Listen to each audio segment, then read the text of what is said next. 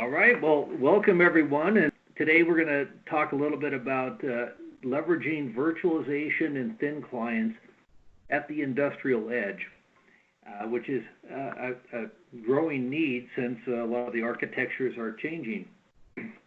So a little bit of background on who Stratus is. Stratus has been building the world's most reliable computers for over 40 years.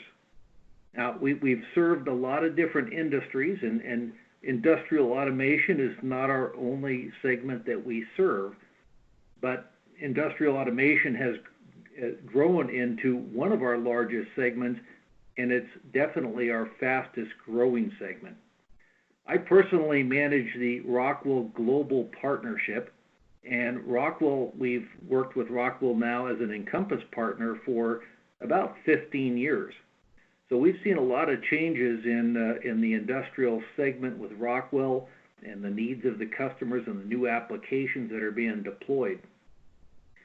But across in other industry segments, I mean, one of our big segments that we started off with 40 years ago was the financial services sector. So every time you guys take out your American Express card and swipe it, that transaction is being processed on Stratus systems sitting in Phoenix and other data centers around the world for American Express. And that's their most critical computing need that they have, is that credit card authorization. Because if you swipe that card and it doesn't come back with an approval, you're going to take out of your pocket a Visa or a MasterCard or some other card. So for American Express, having that reliability, never losing a transaction, and always being available for doing that credit card authorization, that is a critical business operation for them.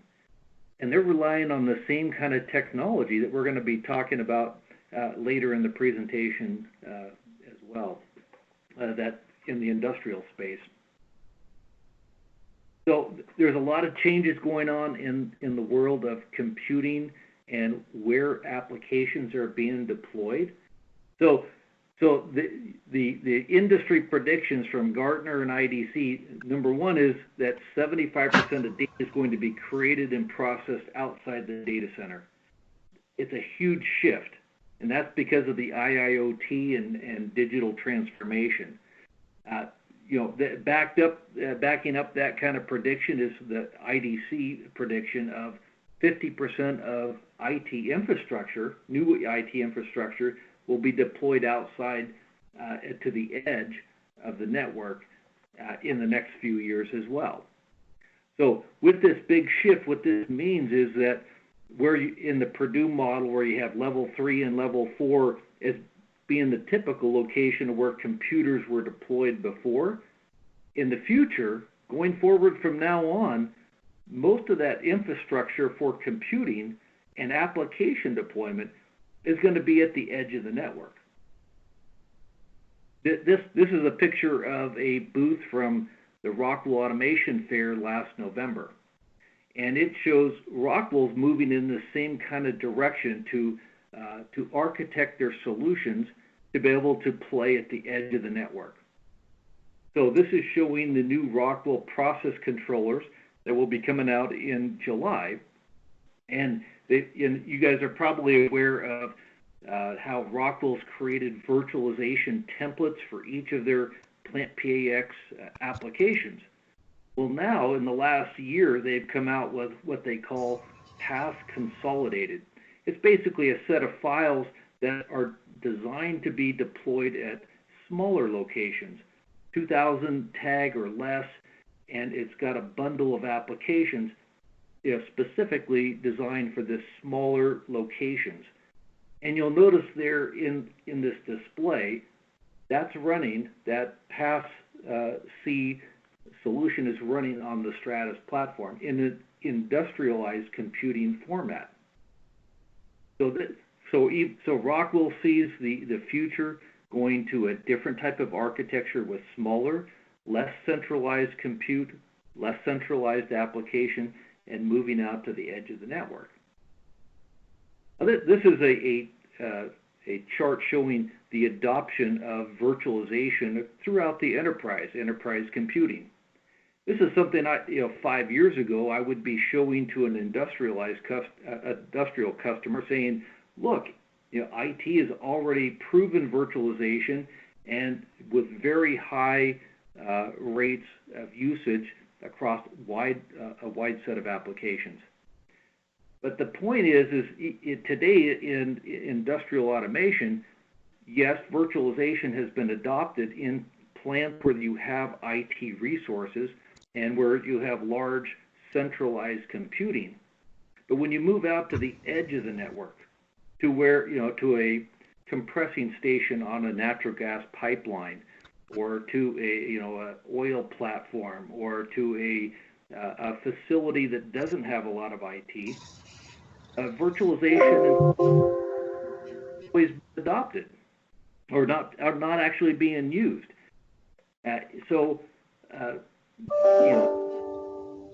We can all benefit from all facilities if they are able to deploy that architecture using thin client and virtualization.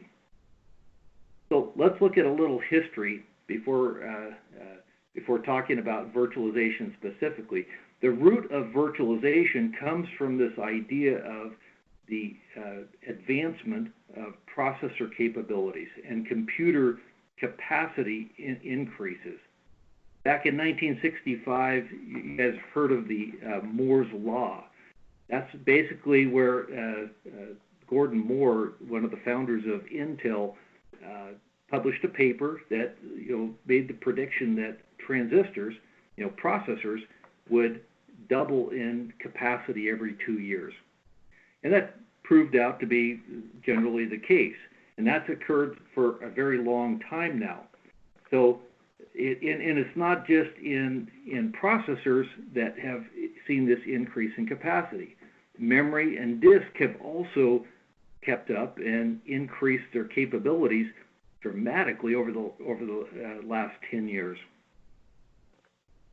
So that created a problem back in the 60s with mainframe computing, where they would have this very large centralized resource, and they needed to divide it up and to let other companies and applications use that same resource. That's actually when virtualization was created, was back in the 60s, to be able to be leveraged in mainframe computing. So today, with smaller but very high capacity computing capabilities that we have today in modern computers, we are all in need of leveraging virtualization on these systems. So just a brief summary of virtualization, just to remind us, virtualization, there's two ways you can do a computer. One is the traditional way, where you're taking the hardware and you're placing a operating system on top of it, like Microsoft Windows. And on top of that operating system, it's going to control, all the hardware capacities, the memory, the disk, the I/O, and then you're going to deploy applications on top of that. Now, the challenge here with trying to load up 6 or 8 applications directly in one copy of Windows is that there's oftentimes conflicts between those applications. Also, when you put all those applications into one copy of Windows, trying to upgrade them or update, a particular application will impact all the other applications. So virtualization basically, adds a layer of software that, with VMware or Hyper-V from Microsoft or KVM from the Linux world, that will then control all the hardware and allow you to create these virtual machine containers that you deploy individual copies of the operating system in. And these individual containers are separated and secure from each other. So you're not going to run into conflicts in that environment. It basically allows you to run a lot more applications and leverage all the capacity in this hardware, this this modern hardware that has a lot of processors, a lot of disk storage, and a lot of memory, and make full advantage of it. And there's a lot of other benefits as well. So in a modern information infrastructure, virtualization really is a foundational technology. Some of the benefits include consolidation, obviously. So instead of going out to the edge of your network and having 6 industrial PCs, instead you can have one computer, right, that's going to be running securely all those applications. But beyond just server consolidation, there's a lot of other benefits to virtualization, such as legacy operating system support. So, in the actual world of automation, there's a lot of times you'll have older operating systems still in use, like Windows 2000, or even in some cases, maybe Windows NT. Well, those old operating systems won't run natively on an old piece of a computer, because once the processors get to a certain age, they stop supporting the older operating systems. In the world of virtualization, though, virtualization takes care of that challenge. It allows you to run the older operating systems. Now, you might be thinking, well, you don't have any Windows 2000, so maybe you're not worried about that. But another aspect of that is the idea of future-proofing. I know a lot of industrial customers today that are deploying applications using Microsoft Windows 2012. Now, I always ask them, I go, well, how long will Windows 2012 be supported on a modern processor? Because that's like an 8-year-old operating system already, and you're starting out the project there. So the idea of virtualization will allow you to take advantage and continue to run those applications for a very long time. The other benefit of virtualization is simplified administration. And that is a huge benefit for your administration group and people having to patch and update software. Being able to just copy a VM and do updates and then be able to quickly switch over to the updated copy, it really simplifies and helps out with the management of the environment. The other aspect and benefit of virtualization is backup and disaster recovery. That set of files, that virtual machine, is a complete set of files that can be copied to a disk and moved to another computer. It can be copied to the cloud as a backup and then deployed to another piece of hardware, another computer, a different computer, different brand of computer, and still be brought up brought up and run as if it was still on that original platform. So when you look at lifecycle management or disaster recovery, the virtualization gives you a lot of options for managing your environment and protecting yourself. And virtualization, I think one of the biggest things that people don't think about is that it promotes innovation. That means you can add an application very quickly without having to go out and do a procurement process for new hardware, right? Now, another critical beneficial infrastructure is thin client. It's probably a little less adopted today, but it's been gaining in popularity over the last 3 or 4 years.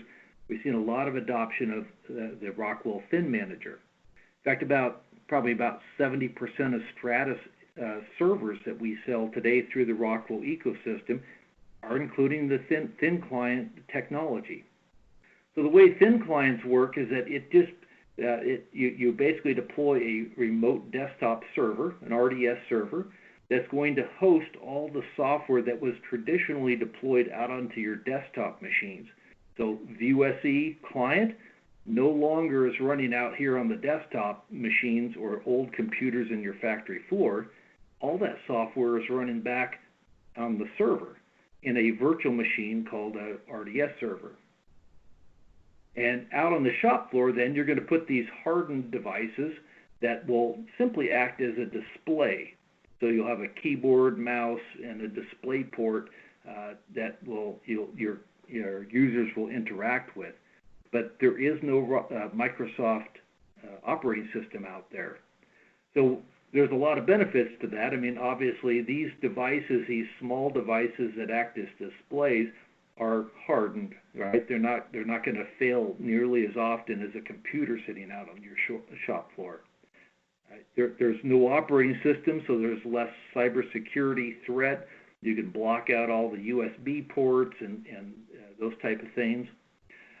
Software updates become incredibly easy because now you're able to do it centrally and deploy it, do the update once and deploy to many. So deployment, you're no longer walking around the plant floor with a stack of disk drives or CDs to update a bunch of computers out on the shop floor. And it also provides, with the use of Thin Manager, the ability to do role-based content delivery. So if a administrator or logs in, they'll get a different capabilities than an operator out on the shop floor, or a maintenance engineer will have different capabilities. So combined together, virtualization and thin clients provide a ton of benefits for being innovative, for lifecycle management, and for just simplifying the work that your teams are having to do. Now you might think, well, looking at this picture, there actually is one downside to this. Because if you look at all these applications running on a single computer, all of a sudden you got this big single point of failure sitting in front of you. If that computer goes away, you're going to no longer have your HMI running. You're not going to have access to your data or collection of data occurring probably. So typically in the world of virtualization and thin clients, you're putting in some form of redundancy. Now, a common form of redundancy in the world of virtualization is called high availability clustering.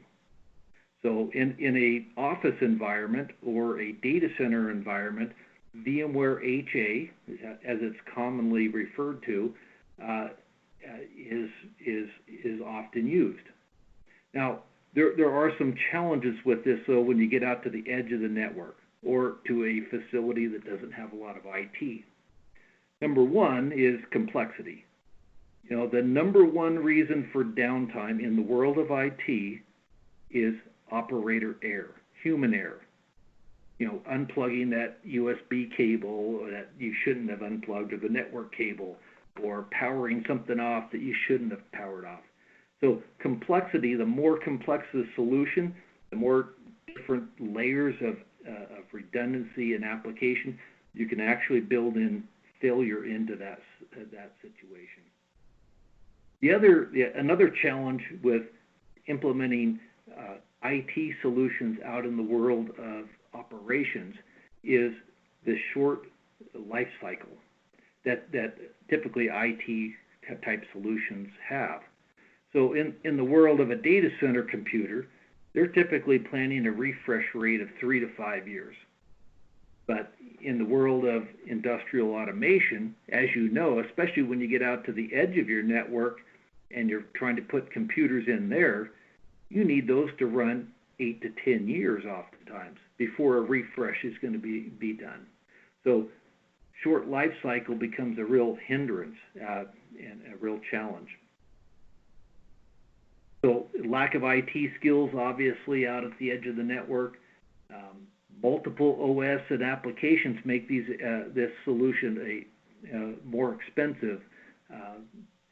And then, of course, there's the availability. So the way that a VMware HA solution works is you see these 3 nodes here. Each of your applications will be deployed onto one of these nodes.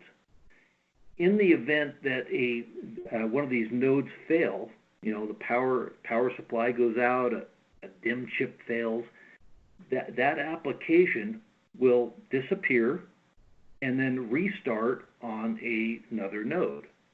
So it's a failure recovery mechanism. And that failure recovery can take between 7 and 15 minutes, depending on the size of the application for rebooting. Now that will be automated. I mean, so it'll occur without any intervention, that restart, but the 7 to 10 minutes means a period of data loss and unavailability of screens and operator interfaces and such. So in many cases, that's not an acceptable level of availability for industrial applications. What Stratus provides is, a resolution to a lot of those challenges with bringing virtualization and thin clients to the edge of the network. So Stratus has always focused on deploying fault tolerance and building systems that are designed to never fail. And what I mean by fault tolerance is, you'll see here that we have two different form factors. You've got a zero-touch edge computer that's called ZTC, and then you've got the FT server standing for fault tolerant server. Both of these units contain two complete sets of hardware. So if we took the cover off the FT server here, you'd see two what we call customer replaceable units. Each of these units is actually locked together at the processor level. So you can run the ZTC in fault tolerant mode, and everything you run on the FT server is fault tolerant. That means that the application, your one copy of your SCADA here that I'm showing in this diagram, VM1, is actually running in two places at once simultaneously. So that in the event that any one of these components in one of these FT server or ZTC edge solutions fail, nothing happens to the running of the application. That's what's meant by fault tolerance versus high availability, is no downtime, no data loss, no bump in the application. That can be critical in some of these applications, like if you think of a process chemical plant, if they're running a batch and and they had a failure and a restart of that batch engine, then obviously that wouldn't be a good thing. But on the FT server or the ZTC running in fault tolerant mode, there is no bump. Even no matter if you lost a complete node, nothing happens.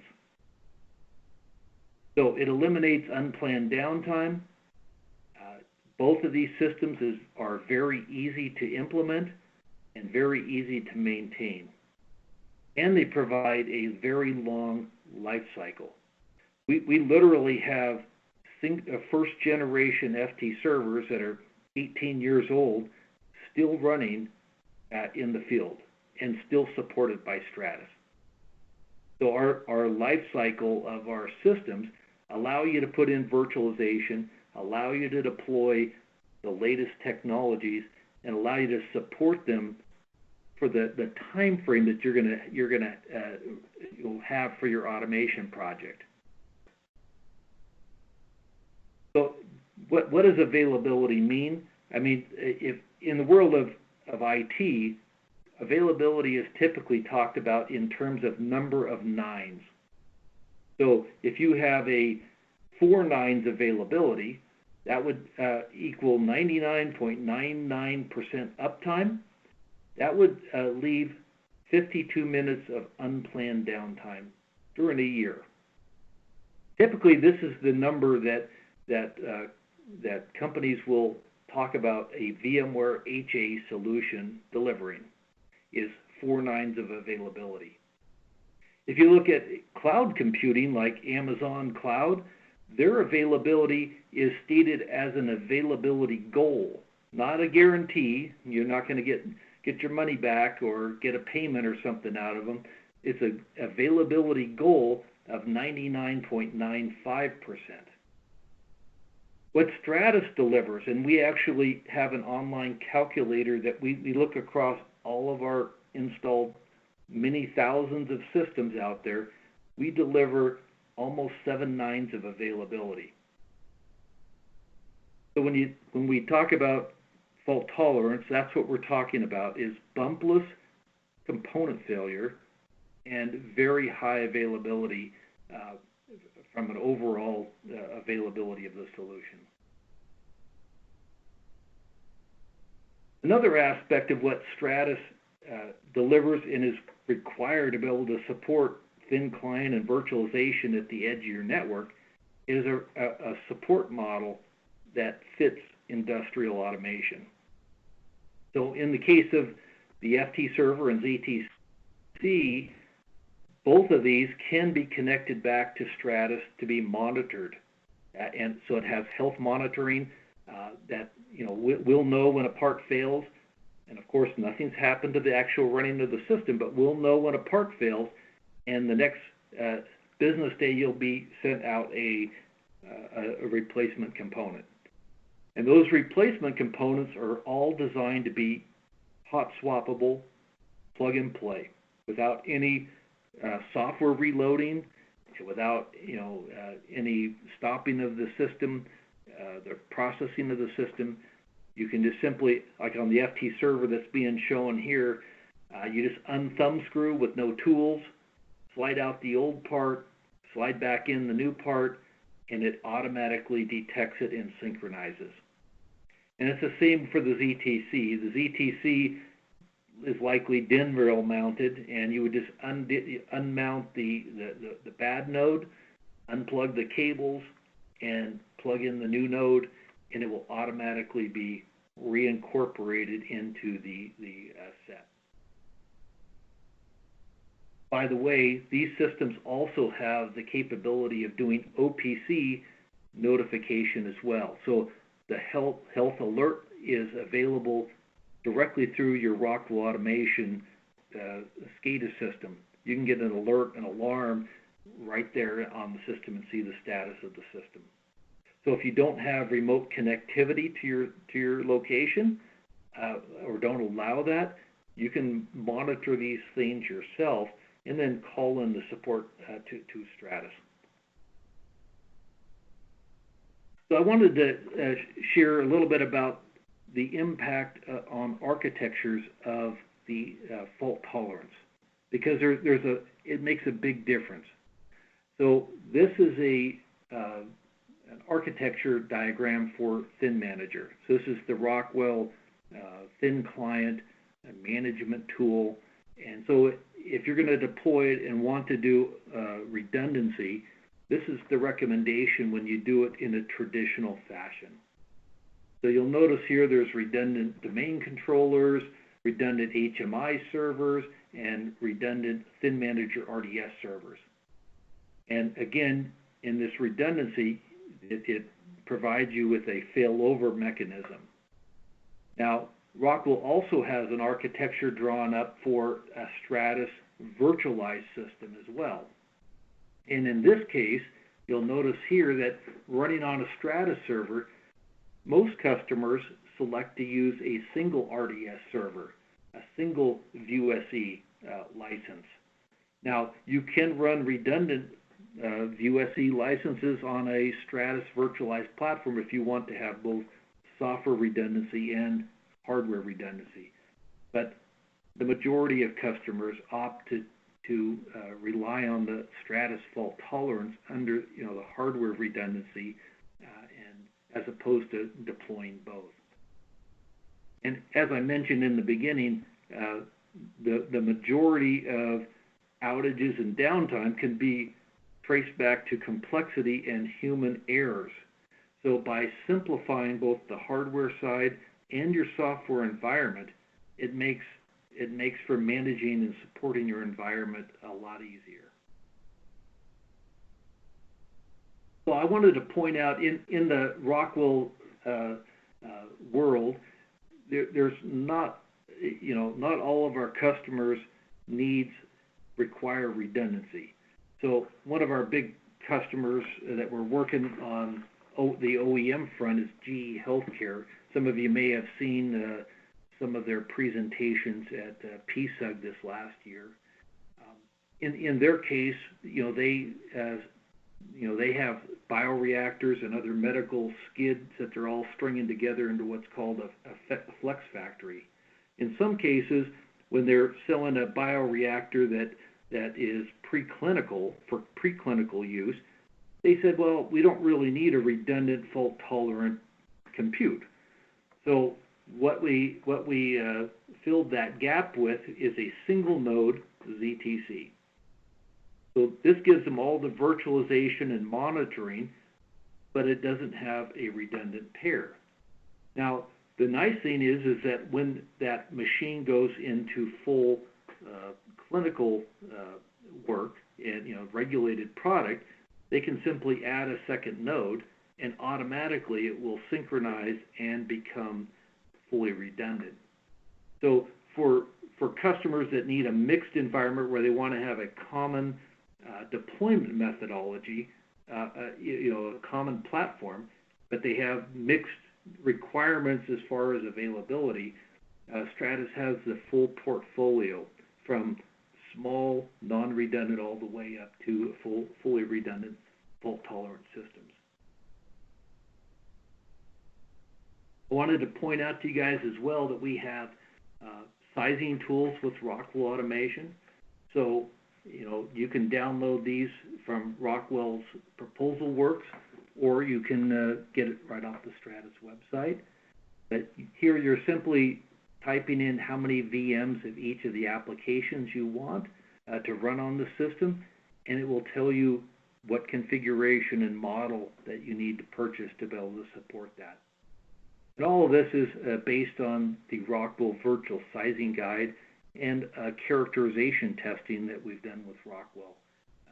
So you can be very confident that the system's going to run what it says it's going to run. So when meeting with a smaller group, I would typically talk about examples that focus, fit that group. If it's water, wastewater, we talk water, wastewater. But in this case, I've created 4 slides since we've got a larger group today across many different industries. So let me talk about some of these examples as just an industry group, and we'll point out a couple of the specifics. And then when we open it up to questions, if you've got a specific question on your particular industry or Stratus examples there, I'm happy to share with those as well. So in the oil and gas and process chem, we do a lot of business, and we have examples from upstream all the way to downstream.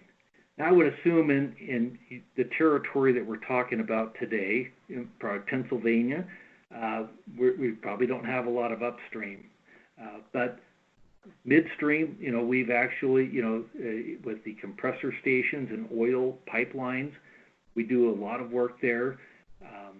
TC Energy and Alliance Pipeline, all their compressor stations as they're rolling them out and upgrading are all running on FT Server or ZTC Edge platforms. We do a lot of sea terminals and land terminals. Buckeye Partners has deployed that ZTC platform to over 100 of their land-based terminals. Local gas distribution, so Washington Gas and Washington, D.C., they run the FT server for running all their automation for gas distribution. Chemical plants, same thing with like Mosaic or DuPont. We're doing a lot of work with those kind of companies as well. Water, wastewater is a big industry segment for us. Some of your local ones like DC Water and Gwinnett County down in Georgia, very large water facilities. We do have some great video case studies up on our website. So we'll distribute this PowerPoint. You see here, this is a link here, the Longview, Washington, and Pinellas County, Florida. We also have a new video case study that's coming out here and will be posted up soon. It's a presentation I did with Lima, Ohio at PSUG this year. And they've since did a video case study explaining their solution. So at a wastewater company, oftentimes they don't have a lot of IT folks. They need the longevity of the systems and the part model. The not having to go in on the weekend to fix a down server is a big deal for them. Just to be able to say, oh, yeah, I've got notice on a Sunday afternoon, the computer had a part failure, but there's no downtime, no data loss, it's still running. Next day they get to the office and they have a part and they just plug it in and it's still running. So the part model for water wastewater is tremendous benefit to them. We do a lot of work in the food and bev industry.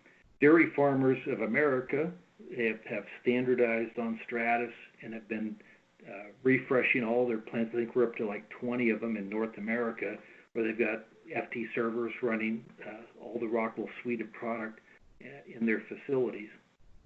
I know in your patch there's a lot of life science companies. I wanted to point out some special or unique capabilities Stratus has for regulated industry. I mean, with a life science company, when you put together a VMware clustered high availability solution, you're having to do a lot of documentation, and validation testing to make sure that custom solution works, that the failover mechanism works.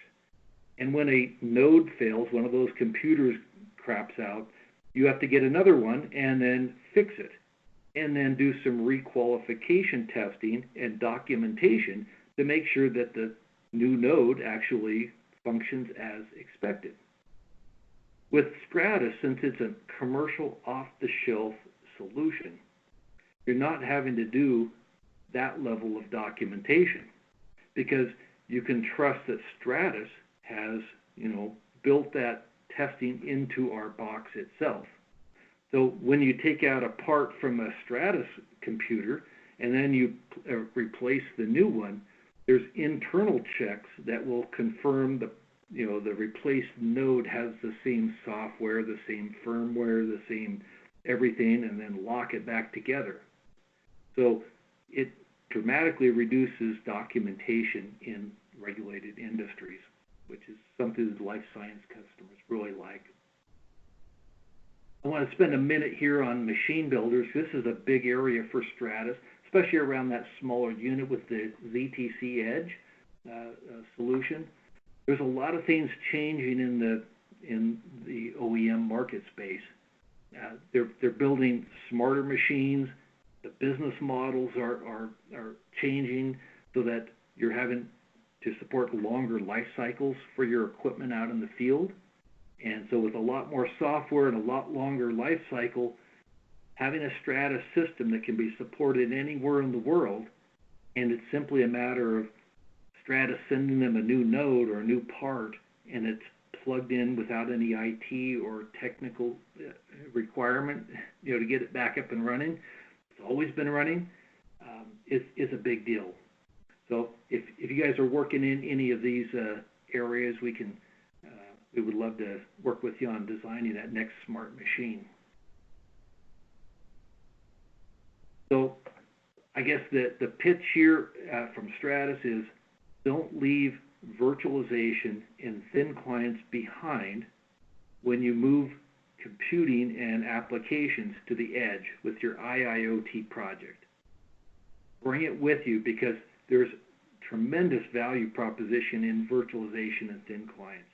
The only reason that hasn't been brought to the edge typically is because it can't be easily supported using traditional architectures and hardware.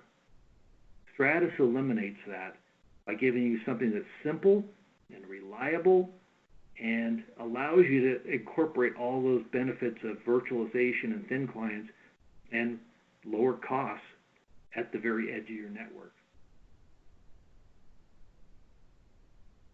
To learn more, I would point everyone to go to the stratus.com, and if you want the Rockwell specific stuff, it is /RA. So stratus.com /RA, and we've got a Rockwell microsite. So that will give you, the Rockwell sizing tool. You can download that. You've got video case studies, video tools to look at the technologies. So if you want to see a video introduction to the FT server or the ZTC, those are both there as well, along with customer video case studies and system integrator video case studies. Now, I didn't go into a big deep dive today on the individual technologies. We can do that, though. We got lots of PowerPoints. So we would love to set up another webinar to either share this PowerPoint with a wider group or go into a deeper dive on speeds and feeds and specific application use cases. By the way, we've got demo equipment, so we can bring to your office the system so you can kick the tires. We support proof of concepts. If you guys are looking at doing something like this, just let us know. Let Rumsey know, and we'll make sure we support you in that. By the way, all the Rockwell process training units are running Stratus FT servers with the Plant PAX applications. So if you're not familiar, the process training units are these fully functional process environments with tanks and valves and meters, and they're hosted at the Indris Hauser facilities. And the one in Philly is probably the one closest to you guys, that you guys can go in there and see a fully operational Plant PAX environment that is running the FT server. They're really a nice facility and a nice place to look at the full Rockwell suite of product there as well. And there you've got our contact information. Greg Cooper is the channel manager for Rumsey, and can bring all sorts of support to you. Feel free to give me a ring if you have any questions about our relationship with Rockwell or the Rockwell suite of products and how we fit with those. I'm always happy to answer any questions.